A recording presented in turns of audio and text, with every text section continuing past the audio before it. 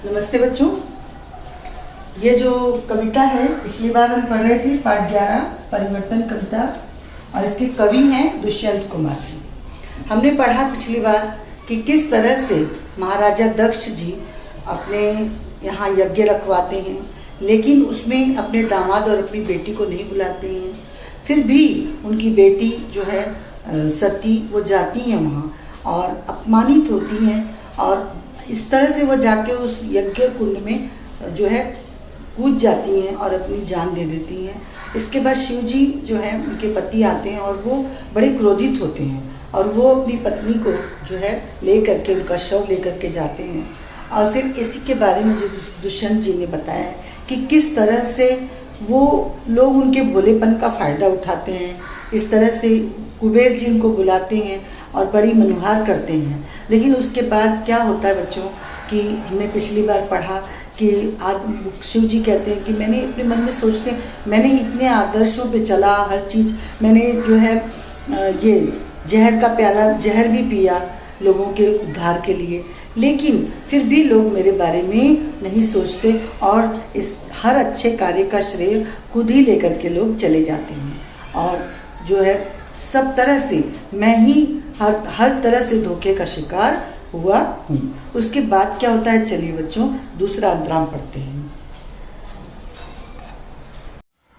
तो प्यारे बच्चों देखिए, क्षण भर रुकते हैं शिव जी और कहते हैं, मैं ऊब चुका हूँ इस महिमा मंडित छल से, अब मुझे स्वयं का वास्तव सत्य पकड़ना है। जिन आदर्शों ने मुझे छला है कई बार, मेरा सुख लूटा है, अब उनसे लड़ना है।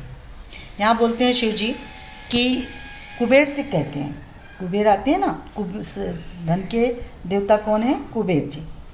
तो कुबेर जी से कहते हैं वो कि मैं ऊब चुका हूँ, अर्थात मैं जो है इन चीज़ों से थक चुका हूँ, मैं ऊब चुका हूँ।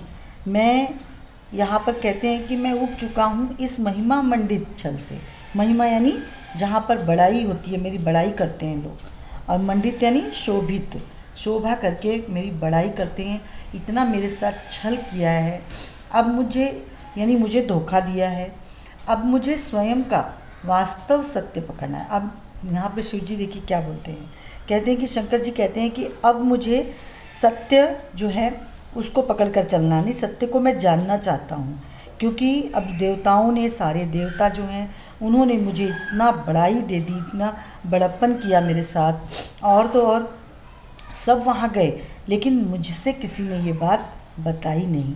और जो है वो कहते हैं कुबेर जी से कि सब ने मेरे साथ छल किया है।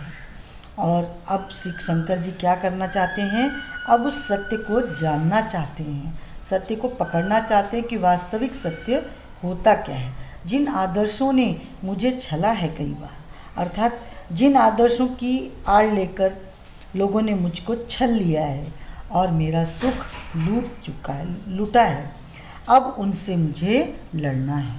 शंकर जी यहाँ जो है सोचते हैं अपने, इसी तरह से दुष्यंत जी इन्हीं बातों को लेकर के कहते हैं। शिव को बना करके उन्होंने आधार कहा है उन्होंने कि लोग जो है किस किस तरह से समाज में रहते हैं, एक दूसरे को छल करते हैं एक दूसरे के साथ। अगर वह व्यक्ति अच्छे से रहता है तो उसके साथ जो है छल करते हैं लोग। अब है फटकारते हुए, किसको फटकारते हैं, कुबेर जी को। बोलो क्यों आए हो, क्या और अपेक्षित है, कर्तव्य तुम्हारा धन संचय से इतर और भी है कोई, यदि है तो हे धनपति कुबेर, यह है कुयोग। मैं तो समझा था धन को दृष्टि नहीं होती, भावना शून्य हो जाते हैं धनवान लोग, आत्मस्थ बना देती है सत्ता मित्रों को, आचरण बदलते जाते हैं उनके क्षण क्षण, अपनत्व खत्म हो जाता है, बचा रहता है थोड़ा सा शिष्टाचार और औपचारिकता, प्रभुता का ही ऐसा ही होता है आकर्षण। देखिए बच्चों, यहाँ पे कवि कहते हैं कि जो शंकर जी कहते हैं कुबेर जी को फटकारते हैं और कहते हैं कि तुम मेरे पास क्यों आए हो, बोलो क्यों आए हो, और तुम मेरे पास क्या चाहते हो मुझसे, क्या अपेक्षित है तुम्हें, और मुझसे क्या आशाएं तुम्हारी हैं।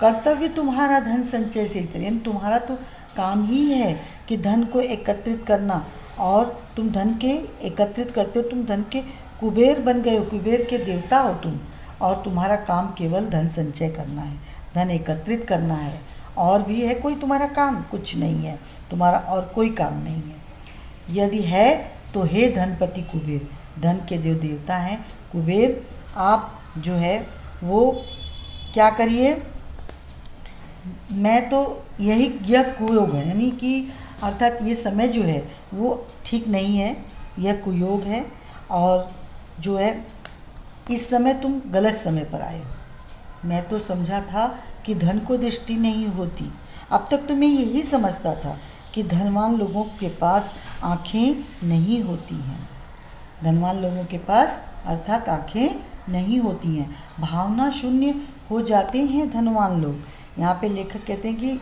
शिव जी कहते हैं कि मैं तो ये सोचता था कि जो है धन को आँखें नहीं होती, अर्थात धनवान के पास आँखें नहीं होती हैं, और जो लोग सत्ता के निकट होते हैं, अर्थात सत्ता के निकट लोग, जो सत्ता से जुड़े लोग रहते हैं धनवान लोग, वो भावना शून्य हो जाते हैं, यानी उनके पास कोई भावना ही नहीं होती है।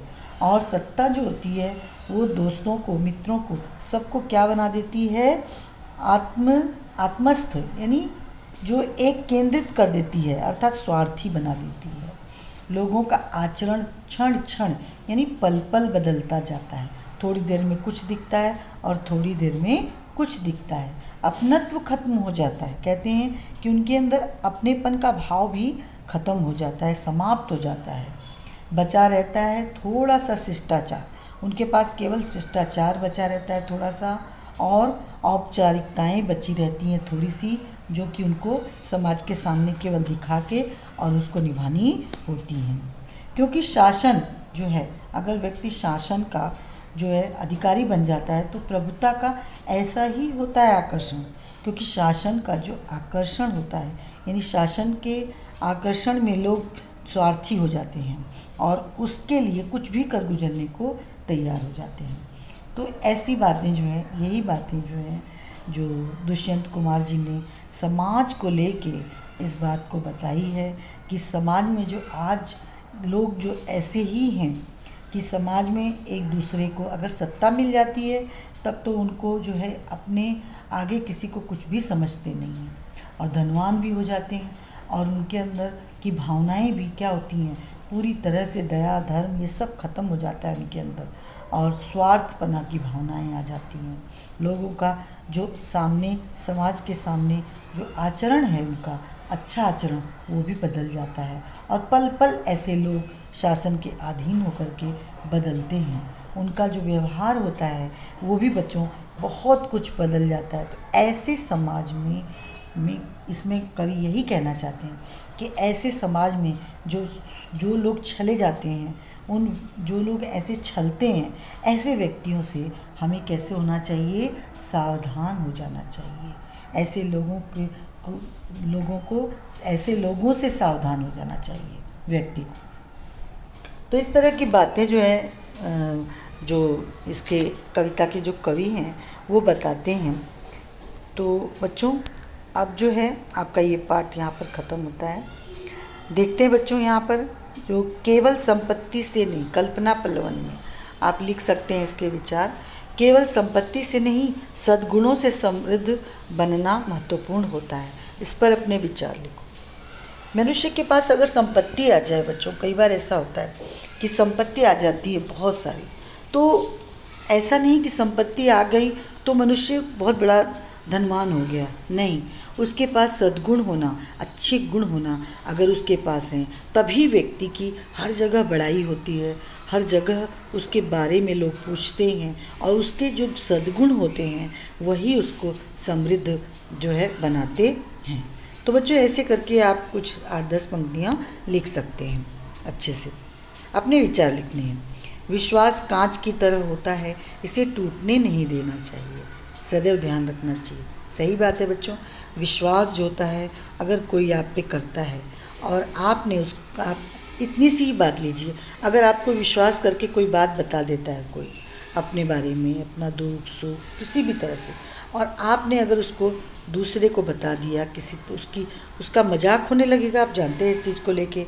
तो फिर बाद में ऐसा समय आएगा कि वो व्यक्ति आपको कोई भी बात बताना नहीं चाहेगा। वो तो ये समझेगा, अरे एकदम जैसे कांच टूट जाता है, और कांच टूटने के बाद क्या होता है, वो फिर से जुड़ नहीं सकता। वैसे ही जो विश्वास टूट जाए तो फिर वो जुड़ नहीं सकता है। तो हमें इसका प्रयास करना चाहिए कि इसे टूटने नहीं देना चाहिए। तो बच्चों, आज आपका ये पार्ट यहीं ख़त्म होता है। अब अगले वीडियो में मिलेंगे, तब तक के लिए धन्यवाद बच्चों।